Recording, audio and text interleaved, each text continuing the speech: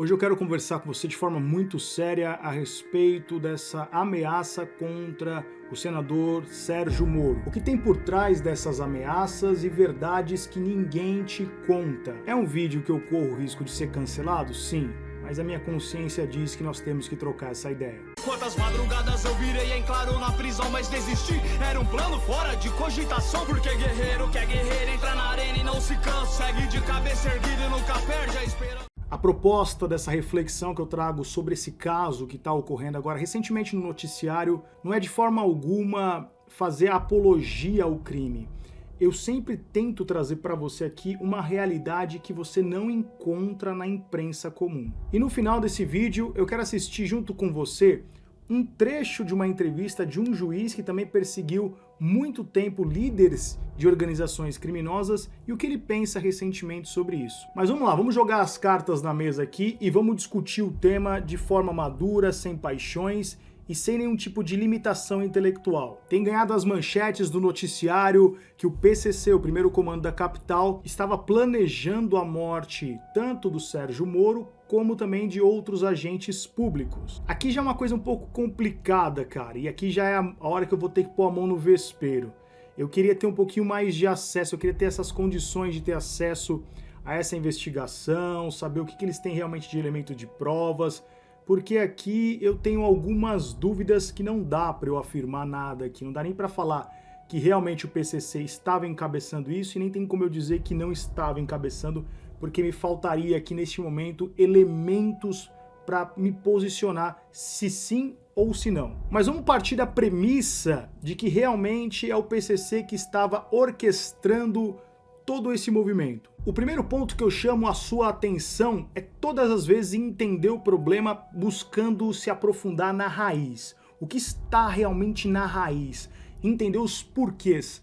Por que será que a organização criminosa quer realmente matar o Sérgio Moro ou matar outros juízes, outros procuradores e promotores de justiça? Aqui para mim está o grande núcleo, aqui para mim está o grande problema em toda essa situação. Cara, assim, eu não gosto de ficar falando sobre isso, que parece que é mérito, eu não acho que isso seja mérito nenhum, mas eu tenho um pouco de experiência sobre o sistema prisional, eu já convivi com a liderança do PCC no sistema prisional, então assim, eu conheço um pouquinho como é que funciona essa dinâmica. E eu não fico me aprofundando muito nisso, porque soa com arrogância, então eu nem fico entrando muito nessas questões. Fato é que para a sociedade entender o problema tão complexo como esse, é necessário aprofundamento, e esse aprofundamento requer sempre a questão de entender os motivos, os porquês. Uma delas é entender que sim, o Estado comete muitos crimes, como por exemplo a tortura no sistema prisional. E eu já venho levantando essa bandeira há muito tempo. Se você consome os meus vídeos aqui no YouTube, sabe disso,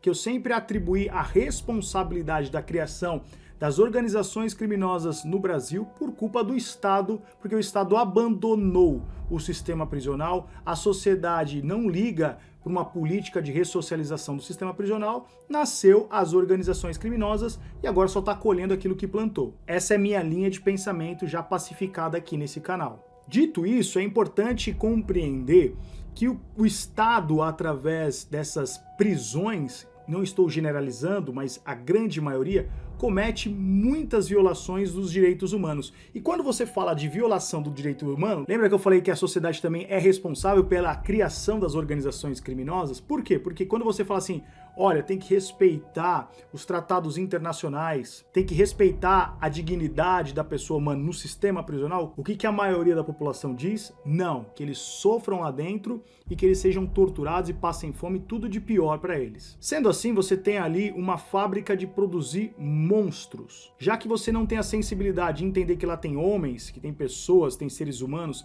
se na sua visão lá só tem realmente lixo, só tem pessoas que não prestam, você tem que entender que ao alimentar isso, a partir de um momento que nós no Brasil não temos a pena de morte, um dia essa conta vai chegar. Outra questão relevante é o período que os líderes dessas organizações criminosas ficam no RDD, que é o regime disciplinar diferenciado, ou seja, antes era 365 dias, agora já aumentaram para 3 anos e você pode ficar revogando isso. Ou seja, cara, Eu já passei pelo sistema, você não tem noção do que é ficar isolado. É realmente uma tortura pra mente, é pro cara enlouquecer.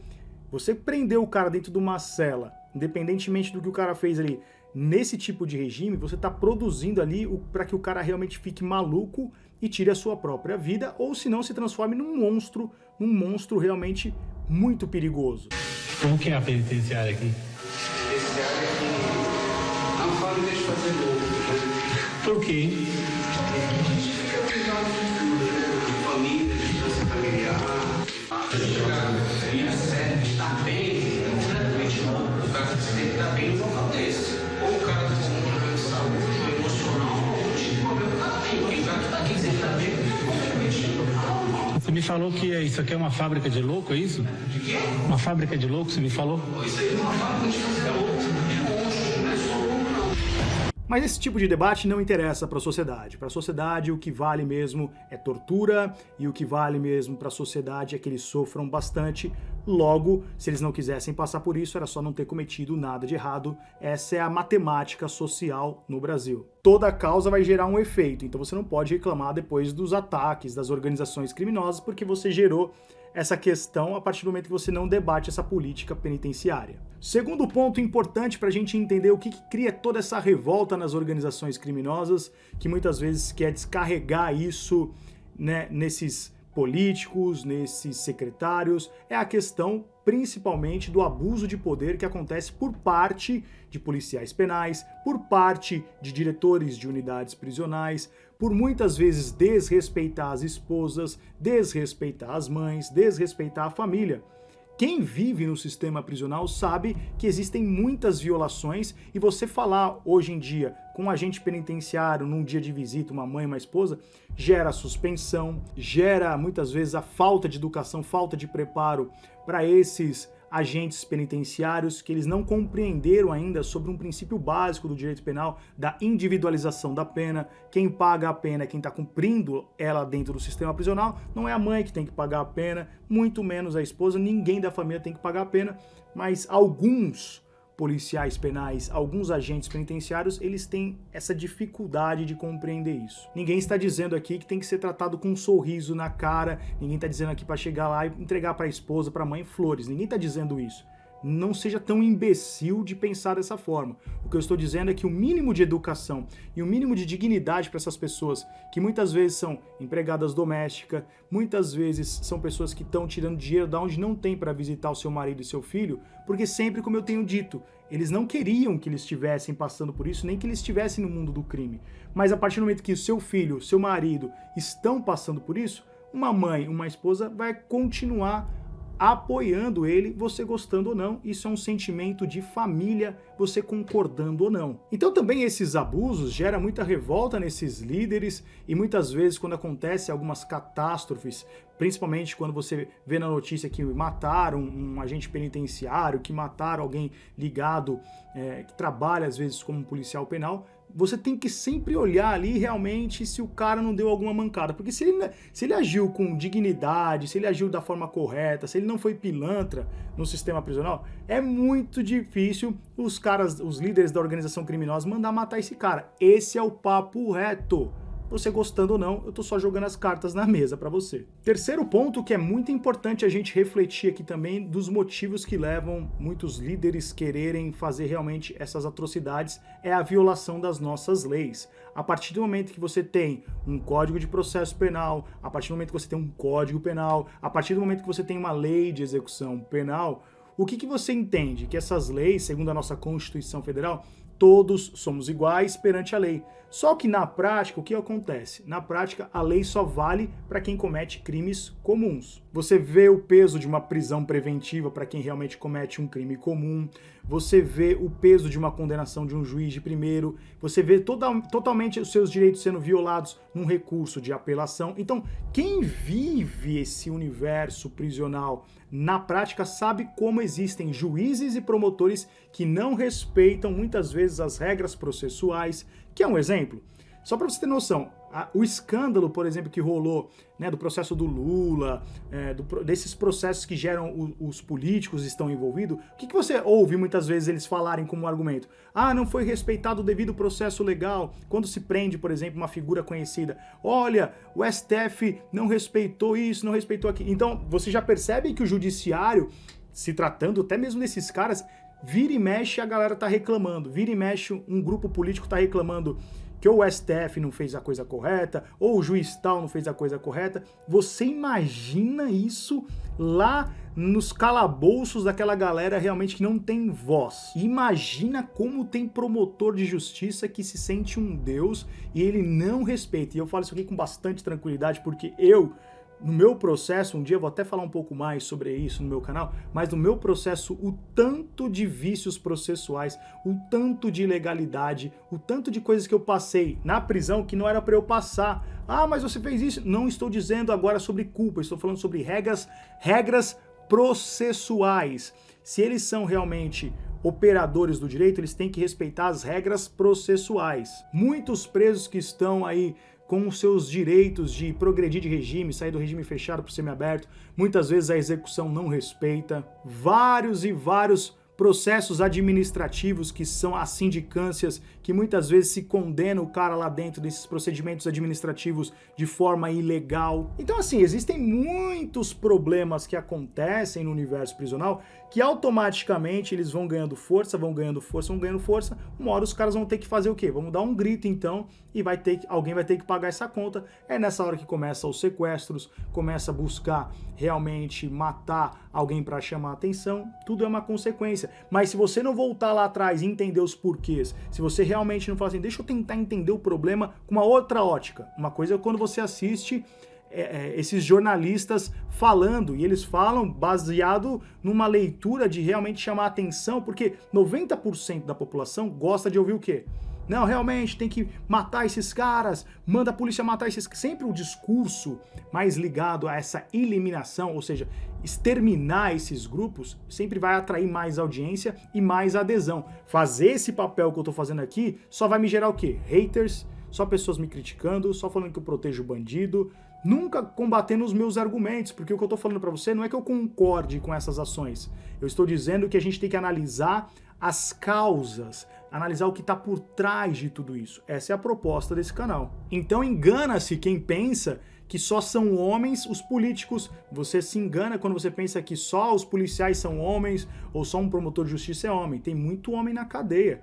Tem muito cara lá que é realmente sujeito homem, que também mata e morre se ele mexer na dignidade, entendeu? Então, homem respeita homem. É assim que a gente deveria levar as coisas. Independente do grau que o cara esteja, independente se o cara é juiz, se o cara ele é um policial, se o cara realmente é um trabalhador. Homem respeita homem. Mas muitas vezes quando você dá um poder para uma pessoa, ele quer realmente te humilhar, ele quer pisar na tua cabeça e aí não sabe que amanhã ou depois pode pagar a conta. Eu quero acompanhar agora com você um trecho de uma entrevista desse juiz que ele combateu durante muitos anos o crime organizado nas fronteiras do Paraguai com o Brasil, né? Me chamou muito a atenção o final da entrevista, depois você pode até colocar no YouTube e assistir a entrevista inteira, que ele traz alguns pontos, mas um dos pontos que ele me trouxe uma reflexão foi quando ele falou assim, olha, o Brasil... Vamos assistir primeiro, vamos assistir, depois eu comento. Vamos lá, vamos pôr na tela. Esse aqui é o juiz Odilon, né? Ele combateu muito tempo o crime organizado, ele tá aposentado agora. Então, esse trecho final aqui da entrevista, eu achei muito interessante o que ele fala sobre se realmente vale a pena defender algumas causas. Vamos lá. Tem que estruturar os policiais, as polícias. Mas também expõe o que sente e demonstra decepção depois de uma vida inteira de serviços prestados ao país. O Brasil, ele desestimula o combate ao crime organizado. Usa o juiz que é corajoso, que não tem medo, que dá a sua vida e a sua liberdade, achando que vai ter cobertura quando se aposentar, e depois que suga, ele considera cada pessoa uma bucha de laranja e joga no lixo. Então eu tenho, digamos assim, raiva da União por ter agido com tamanha covardia depois que eu me aposentei. Então você prestou atenção no que ele falou? Ele disse no final da sua fala, né, que o Brasil tira o estímulo realmente da pessoa que tem coragem de lutar contra o crime organizado, porque depois que ele cumpre aquela missão, ele é simplesmente jogado de lado, né? Então ele usa até essa expressão, ele tem raiva da União, que a União representa o Estado. O cara serviu a vida inteira em pró de uma causa e depois que ele foi totalmente utilizado pelo Estado, hoje já não tem mais escolta, ele fala nessa entrevista que ele não tem mais vida social, que ele não sai de casa, tudo por conta do quê? Por conta de ter defendido uma bandeira. Certo ou não, ele abriu mão da vida dele para realmente defender isso. Então, é o que eu venho defendendo nesse canal aqui, a gente tem que pensar sobre um país de forma madura, eliminar as paixões, eliminar aquilo que realmente não produz algo positivo para a coletividade, para a nossa sociedade. Muitas vezes esses debates, quando se trata de crime, de tráfico, quando se trata de organização criminosa, quando se trata de sistema prisional, sempre vem cheia de paixões, sempre vem cheia de pessoas que não conseguem raciocinar com profundidade e humildade sobre o tema. E quando você pega figuras como esse juiz também, quando você começa a analisar, será que vale a pena você lutar e levantar uma bandeira, sendo que no final das contas você vai ser jogado para escanteio, sendo que no final das contas muitas vezes você vai ser exterminado, entre aspas, ou pelo Estado ou até mesmo por um inimigo seu. Então é tudo isso que nós temos que pensar com muita humildade quando a gente entrar em assuntos como esses, tá bom? Eu queria trazer esse ponto porque eu fico assistindo esses debates, principalmente de jornalistas, da imprensa.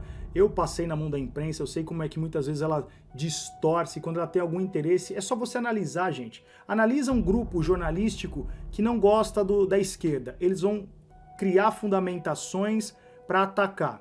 Pega o mesmo exemplo da galera que não gosta da direita, eles vão fundamentar também. Então a imprensa, muitas vezes, ela vai se moldar conforme aquilo que tem interesse para ela. Por isso que eu tenho muito cuidado quando eu vou checar uma informação, porque normalmente, se você beber de uma fonte, eles vão estar te levando para um caminho. Se você beber de outra fonte, eles vão te levar para um outro caminho.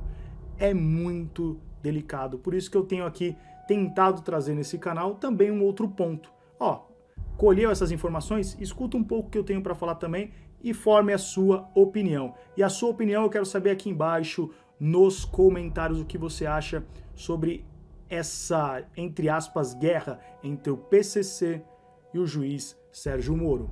Muito obrigado pela sua atenção. Inclusive eu quero deixar para você aqui recomendar esse vídeo que está passando aqui agora, ele vai complementar basicamente uma linha de raciocínio que a gente trabalhou aqui no vídeo de hoje. É só você clicar e assistir, porque isso aqui também está muito interessante, essa matéria. Um forte abraço, até o nosso próximo encontro. Valeu!